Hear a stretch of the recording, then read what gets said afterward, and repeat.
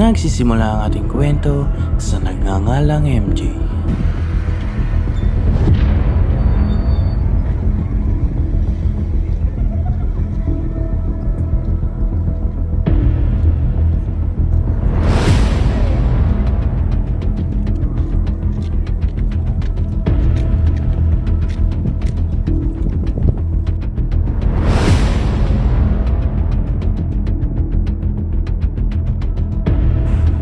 Isa siyang masayahang bata na mahilig makipagkaibigan.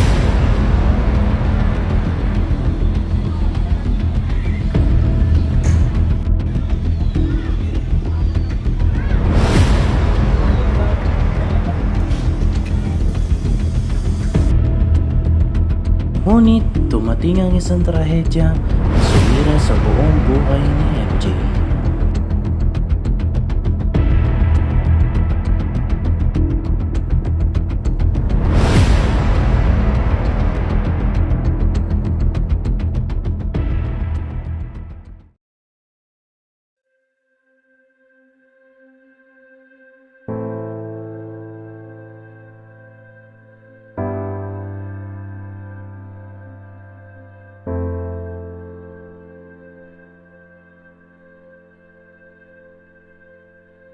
Makalipas ang mga nangyari, tila nawalan ng buhay ang kaniyang buong pagkatao dahil siya ay nawalan ng paningin. Dinalaw siya ng kaniyang kaibigan na si Ronalyn upang ihapahatid ang magandang balita. Ayod ni Ronalyn, "MJ, tingnan mo, may nakita akong paligsahan na pwede mong salihan. Halika't sumali tayo."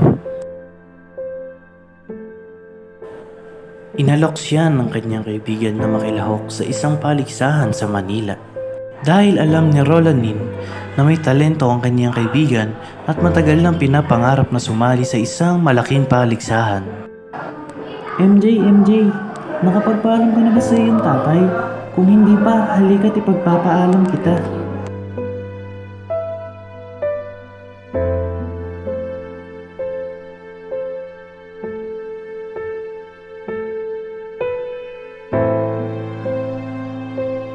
Pinaalam ni Ronalyn si MJ sa kaniyang tatay na sumali sa paligsahan at ito ang sinabi ng kaniyang tatay. Ito, maaari ko ba ipaalam sa iyo sa MJ na sumali sa contest na pagalingan? No? Hindi pwede! Mamirmi ka sa bahay. Marami pang gagawin. Gusto ko't sumama. Ba't tayo mo? Payagan mo na ako. Para sa atin naman to. Hindi sila pinayagan ng tatay ni MJ, kaya naman sila ay umisip ng paraan. MJ, paano yan hindi ka pinayagan? Alam ko na. Itakas mo ako, Ronalyn.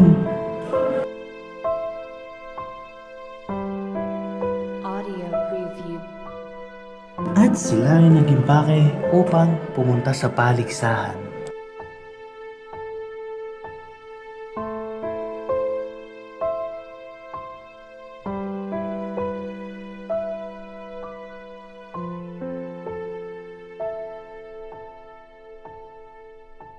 Makalipas ang ilang araw, sila ay nakarating na sa paligsahan. Nakarating ng final si MJ buhat ng kanyang kagalingan kumanta.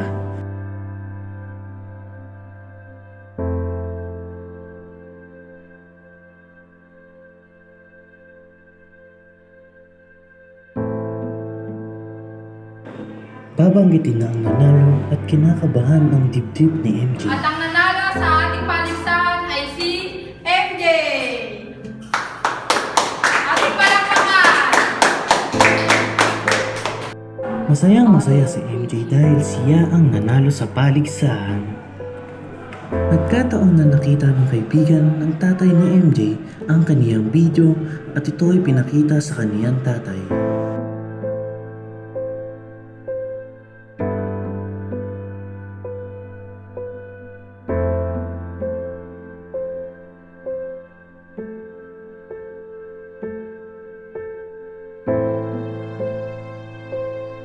Audio preview. Makalipas ang ilang araw, sila ay nakauwi na at sa hindi inaasahang pangyayari,